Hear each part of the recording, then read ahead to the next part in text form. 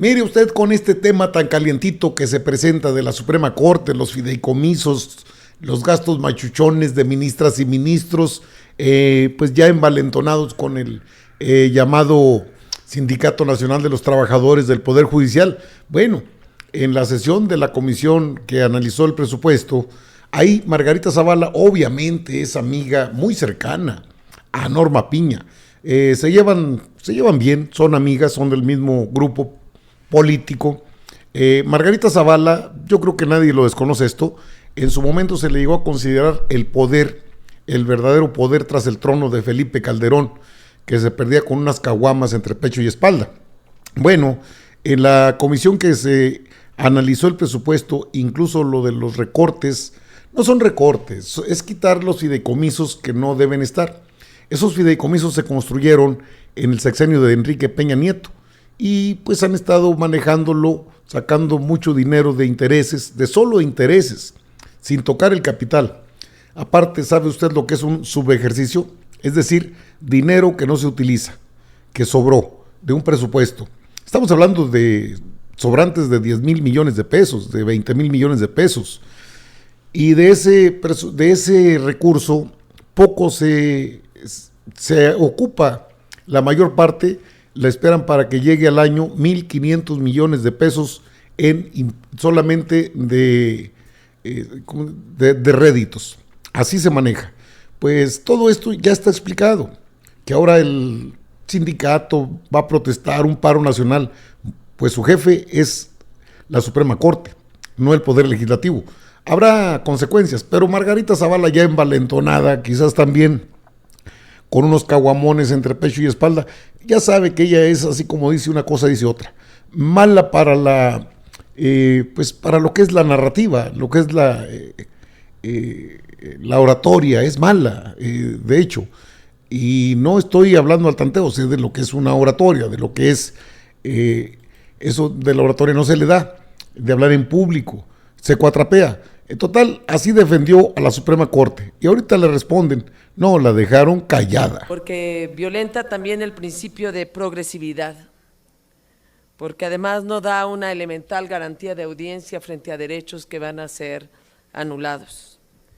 Falta de respeto a la autonomía del Poder Judicial Federal, que más parece una venganza frente a lo que ha realizado el propio poder, a quien no se va a tocar además, porque es a la propia Corte, sino que toca a magistrados, jueces y empleados de los tribunales de la Federación. Violenta el principio de progresividad, en el que supuestamente nosotros no tendríamos derecho o no podríamos hacer un camino de regresión de derechos en nuestros actos legislativos, diputados y diputadas. No podemos ni limitar, ni restringir, ni eliminar, ni desconocer los derechos que ya han sido tutelados y que ya han sido reconocidos, porque este fondo, como ya se les dijo, entran también las aportaciones propias de los trabajadores del Poder Judicial de la Federación, en donde eso es distinto, porque incluso puede ser parte de las condiciones generales del trabajo. Por eso es tan importante que esta no era la comisión que debería de dictaminar, no nos hagamos, no es un asunto en sí mismo presupuestario. Y además hay una enorme perversidad porque no se da garantía de audiencia. Yo aquí presento un escrito para pedir parlamento abierto porque no hemos escuchado ni a magistrados, ni a jueces, ni a un solo empleado en los tribunales de la Federación, ni al sindicato. Les estamos violentando sus derechos, nos estamos metiendo en su actividad y estamos violentando la división de poderes.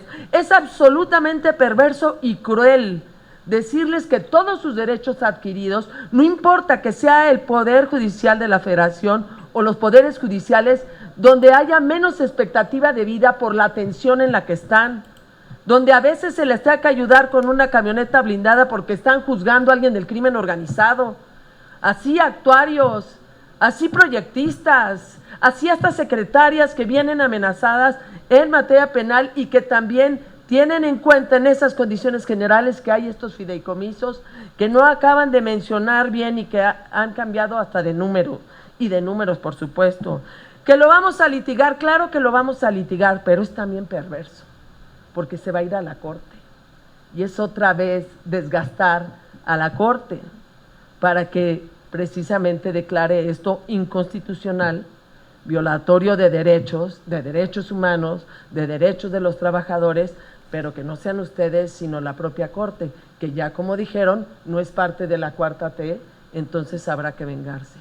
Es una lástima que sean muchos de ustedes parte de esto y de violentar un principio de progresividad. Muchas gracias. Casi llora la señora, pero mire, le respondió Reginaldo Sandoval. Ahí lo tiene usted en pantalla. Las modificaciones sugeridas encuentran sólido respaldo en la legislación vigente. Es importante destacar que estas enmiendas hallan su fundamento en la Ley Federal de Presupuesto y Responsabilidad Hacendaria.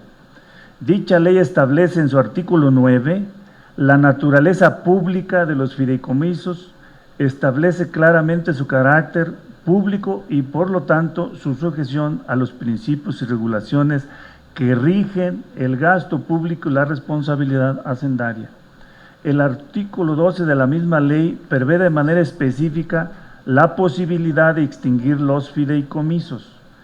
El Centro de Estudios de Derecho e Investigaciones Parlamentarias concluye que en la propuesta de la iniciativa en su generalidad no se advierte una vulneración a derechos básicos derivados de una relación laboral, en tanto que los recursos destinados a cubrir estos derechos se encuentran previstos por ley y no mediante un fondo o fideicomiso. En efecto, puede advertirse que los fondos a los que se hace referencia en la iniciativa refiere aspectos como pensiones complementarias, prestaciones complementarias, prestaciones médicas adicionales, remanentes presupuestales, mantenimiento de casas habitación, apoyos médicos complementarios y apoyo económico extraordinario, etcétera, etcétera, etcétera. Como puede advertirse, se trata de prestaciones adicionales que resultan independientes de los derechos básicos laborales asegurados por ley. Si existiera una obligación derivada de un convenio, acuerdo o contrato colectivo que dé pauta a ciertas prestaciones, aún extralegales, ello podría dar lugar a la existencia de un derecho adquirido. En tal sentido, la iniciativa contempla un mecanismo de transición en el que se garantiza el cumplimiento de las prestaciones con los recursos de los mismos fideicomisos. Actualmente el Poder Judicial cuenta con 13 fondos y fideicomisos que no están contemplados en la Ley Orgánica del Poder Judicial, 5 del Consejo de la Judicatura, 6 de la Suprema Corte de Justicia de la Nación y 2 del Tribunal Electoral del Poder Judicial de la Federación. Un fondo que sí se encuentra previsto en la Ley Orgánica del Poder Judicial de la Federación, el Fondo de Apoyo a la Justicia, a la Administración de Justicia. Así, al segundo trimestre de 2023, el monto de los 14 fondos y fideicomisos asciende a 21,538,075,000 pesos. 21,537,750,000 pesos, para que se escuche claro.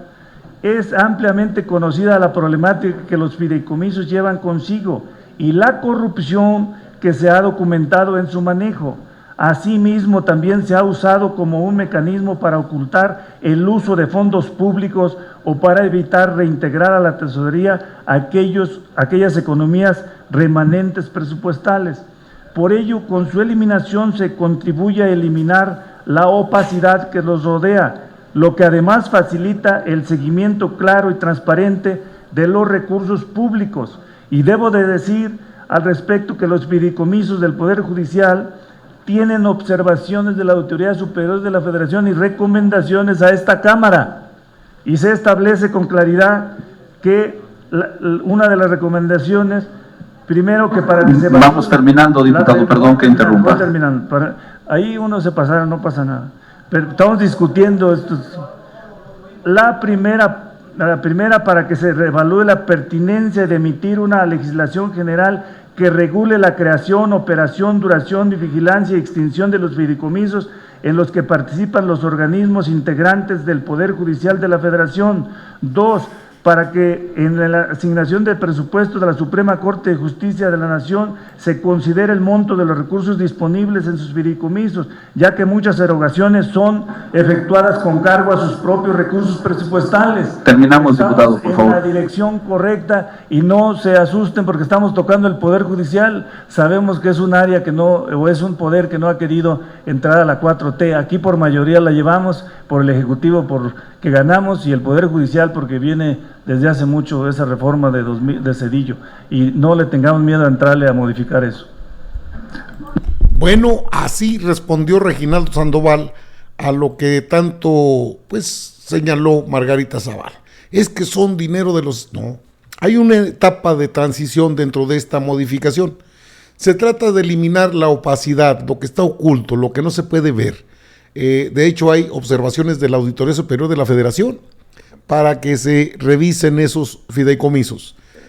Ignacio Mier, el líder de la bancada de Morena en la Cámara de Diputados, obviamente presentó en su momento la iniciativa de ley, la que se discutió, se aprobó por 30 votos a favor. Así es que Margarita Zavala y su perorata de que vamos a pedir, ellos creen que la Suprema Corte de Justicia de la Nación se va a regresar sus fideicomisos. Eso va a estar muy difícil porque se ha hecho tanto ruido con este tema. Ya no hace falta el Parlamento abierto, es un debate nacional, lo quieran o no, es un debate nacional, donde de una parte está el grupo oligárquico de la Suprema Corte de Justicia de la Nación, y en el otro lado está la sociedad mexicana. Mexicanas y mexicanos que nos hartamos de estos personajes a los que hay que comprarles vestuario, los lentes, a sus anteojos, claro, el Día de la Madre, el Día del Padre. O sea, es demencial, es algo verdaderamente ofensivo al pueblo de México, que en una gran mayoría vive de su trabajo honesto, trabajo duro, y para que este grupito de personajes que se sienten hechos a mano y que ellos creen que son los únicos que conocen de leyes, y Margarita Zavala, es que no debemos tocarlos, es que no hemos escuchado ni a un juez. A ver. Estos no son intocables, estos ministros, estas ministras. Este Poder Judicial no tiene que espantar a nadie. Qué bueno que los diputados por primera vez, y todavía falta lo que le recorten, pero por primera vez van a tocar los fideicomisos. ¿Quién sabía los nombres de los integrantes de esta Suprema Corte? Pues hasta hace poco casi nadie. Ahí se los puedo decir, mire, Margarita Ríos Farjat, Juan Luis González Alcántara Carrancá, Ortiz Mena, Javier Lainez Potisek, está Loreto Ortiz Alf, está Yasmín Esquivel Moza, Pérez Dayán, Pardo Rebolledo, está Arturo Saldívar Lelo de la Rea, está Norma Piña. Son 11 los ministros. Ellos manejan a discreción todos estos presupuestos y los intereses que generan. Y Margarita Zavala pues muestra el cobre. Ella ejerció el poder durante el sexenio de Felipe Calderón, el esposo, y todavía la tenemos que mantener. Oiga, qué desfachatez. Digo, la tenemos que mantener porque como diputada plurinominal, pues gana una dieta y bastante considerable, no es cualquier cosa. Y todavía tenemos que aguantar toda la desinformación que generan con sus comentarios que no van encaminados a la realidad, sino a proteger a sus ministros. Esos son sus ministros y ministras. Sí, ahí está Luis María Aguilar, sí, ahí está. Ahí está Pardo Rebolledo, ahí están todos ellos que se sienten los dueños del Poder Judicial. Esto tiene que cambiar. Si no es mediante la elección de ministras y ministros y todo el Poder Judicial por el pueblo de México, al menos tendrá que haber un recorte al presupuesto que presentan de 84 mil millones de pesos. Y eso todavía no se aborda. Solo están los fideicomisos en la mira. Son rapaces, verdaderamente no tienen llenadera.